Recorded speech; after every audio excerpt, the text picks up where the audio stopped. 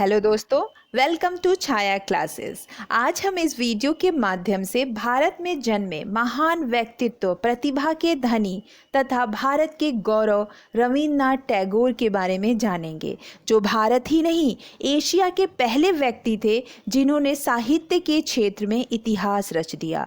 तथा साथ ही इस वीडियो में कॉम्पिटिटिव एग्जाम के पॉइंट से भी फैक्ट इन्वॉल्व किए गए हैं, ताकि इनसे संबंधित कोई भी प्रश्न एग्जाम में आए तो आप आसानी से हल कर पाएं। और इसके लिए इस वीडियो को अंत तक जरूर देखें। तो चलिए स्टार्ट करते हैं।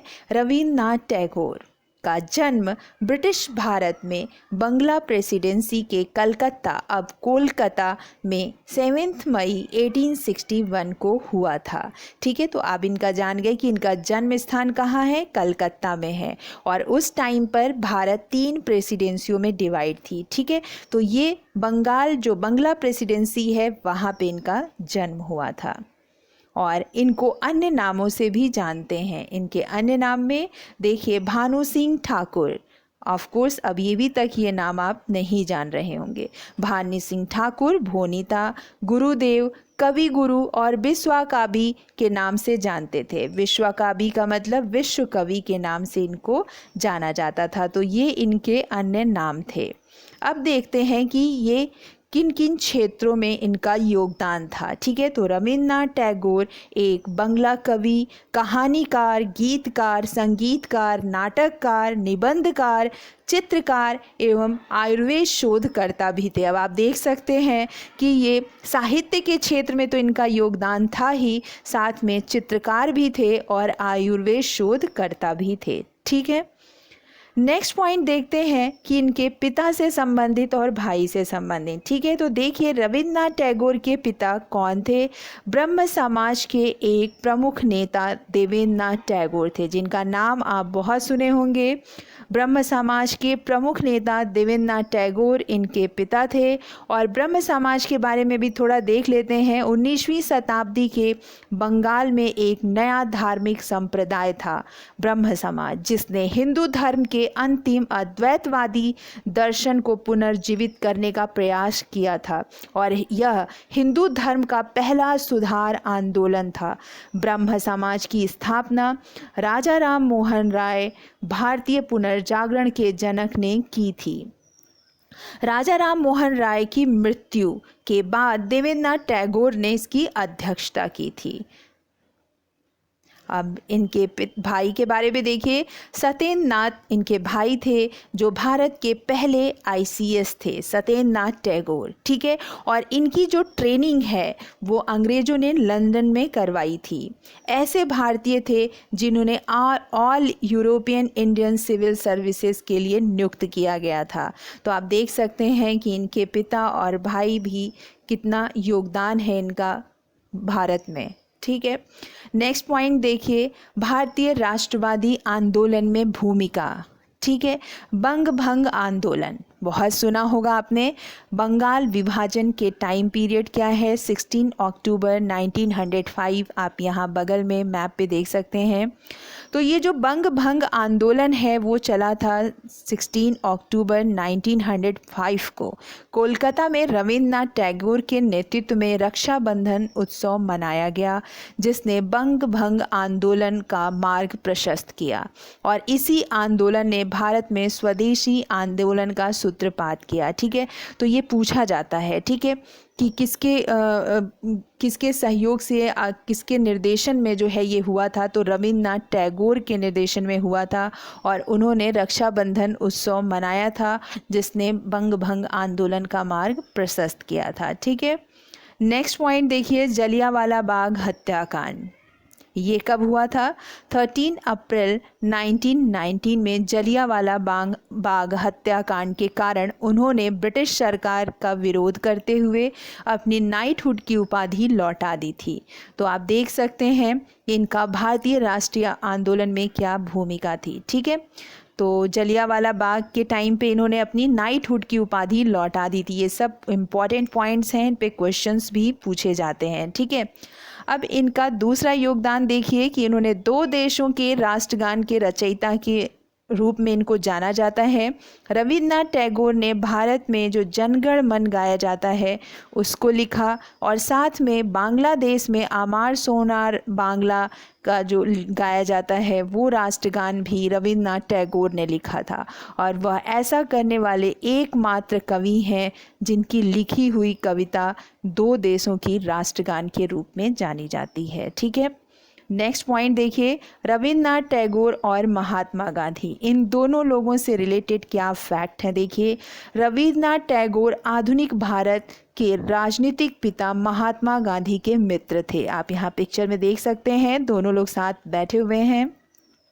मैंने ये कोशिश की है कि इससे रिलेटेड जो पिक्चर्स मुझे मिले मैं यहाँ पे आपको दिखा सकूँ। ठीक है, नेक्स्ट पॉइंट देखिए, किंतु रविन्द्रनाथ टैगोर और महात्मा गांधी के बीच राष्ट्रवाद तथा मानवता को लेकर वैचारिक मतभेद था। वैचारिक मतभेद था, मनभेद नहीं था। ठीक है, जहां महात्मा गांधी पहले पायदान पर राष्ट्रवाद को रखते थे, वहीं टैगोर मानवता को राष्ट्रवाद से अधिक महत्व देते थे। ये बस इनके बीच में एक वैचारिक मतभेद था। रविन्द्रनाथ टैगोर ने महात्मा गांधी को चंपारण सत्याग्रह के दौरान महात्मा की उपाधि दी थी। अब ये क्वेश्चन बहुत पूछा जाता है कि महात्मा गांधी को महात्मा की उपाधि किसने दी, तो रविन्द्रनाथ टैगोर ने महात्मा गांधी को चंपारण सत्याग्रह के दौरान महात्मा की उपाधि दी थी। ठीक है, और नेक्स्ट पॉइंट देखिए कि रविन्द्रनाथ टैगोर को महान प्रहरी महात्मा गांधी जी ने कहा था। ठीक है, तो ये महान प्रहरी किसने कहा था, किसको कहा था। ठीक है, ऐसे क्वेश्चंस बनते हैं, आप इन पॉइंट्स को ध्यान रखिएगा कि रविन्द्रनाथ टैगोर को महान प्रहरी महात्मा गांधी जी ने कहा था, चूँकि गांधी जी का मानना था कि वे भारत के स्वतंत्रता संघर्ष के पीछे नैतिक बल प्रदान करते थे। ठीक है, तो ये है पॉइंट। और नेक्स्ट इनका और योगदान देखिए, क्या कंट्रीब्यूशन है इनका इंडिया के लिए। तो रविन्द्रनाथ टैगोर के गीत हिंदुस्तानी शास्त्रीय संगीत की ठुमरी शैली से प्रभावित थे। ठीक है, उन्होंने बंगाली गद्य और कविता के आधुनिकीकरण हेतु उत्तरदायी माना जाता है। ठीक है, और 1921 में विश्व भारतीय विश्वविद्यालय की स्थापना की, जिसने पारंपरिक शिक्षा को चुनौती दी। ठीक है, तो ये इनका बहुत बड़ा योगदान है। और नेक्स्ट देखिए, वर्ष 1929 तथा वर्ष 1937 में उन्होंने विश्व धर्म संसद में भी भाषण दिया था। ठीक है, तो ये देखिएगा कि विश्व धर्म संसद में कौन कौन भाषण दिया ऐसे क्वेश्चंस में, तो स्वामी विवेकानंद का नाम तो आता ही है, साथ में रविन्द्रनाथ टैगोर का भी है। और टाइम पीरियड देखिएगा 1929 टू 1937 के बीच में। ठीक है, ये है। अब देखते हैं कि पुरस्कार इनको कौन कौन से मिले। ठीक है, तो नोबेल पुरस्कार, जिसका नाम अब बहुत सुनते हैं और इससे रिलेटेड क्वेश्चंस भी पूछे जाते हैं। ठीक है, तो रविन्द्रनाथ टैगोर को उनकी काव्य रचना गीतांजलि के लिए जो है वो दिया गया था नोबेल पुरस्कार वर्ष 1913 में। ठीक है, 1913 में इन्हें ये पुरस्कार दिया गया था। किसके लिए? गीतांजलि के लिए। साहित्य के क्षेत्र में नोबेल पुरस्कार दिया गया था। ठीक है, और किस कविता के लिए, किस काव्य रचना के लिए? तो गीतांजलि के लिए दिया गया था। ठीक है, और कब दिया गया था? 1913 में दिया गया था। तो ये सारे पॉइंट्स हैं, एकदम अच्छे से ध्यान रखिएगा। और यह पुरस्कार जीतने वाले वह पहले भारतीय, पहले एशियाई और पहले गैर यूरोपीय व्यक्ति थे। आप देख सकते हैं कि ये नोबेल पुरस्कार पाने वाले पहले भारतीय, पहले एशियाई और पहले गैर यूरोपीय व्यक्ति थे। ठीक है, तो ये बहुत ही इम्पॉर्टेंट पॉइंट्स हैं, एग्ज़ाम के पॉइंट से भी और नॉलेज के भी पॉइंट से, ताकि आप जानें कि हमारी जो चीज़ें हैं वो हम लोग कितने रिच हैं इन चीज़ों में। तो नेक्स्ट पॉइंट देखिए, गीतांजलि का मूल बंगला संस्करण 1910 आप कह सकते 1910 में प्रकाशित हुआ। ठीक है, और गीतांजलि की लोकप्रियता के कारण इसका अंग्रेजी में अनुवाद 1912 में हुआ था और फ्रेंच, जर्मन, जापानी, रूसी आदि भाषाओं में भी अनुवाद किया गया था। अब आप देख सकते हो कि जो इनकी गीतांजलि है वो कितनी फेमस हो गई।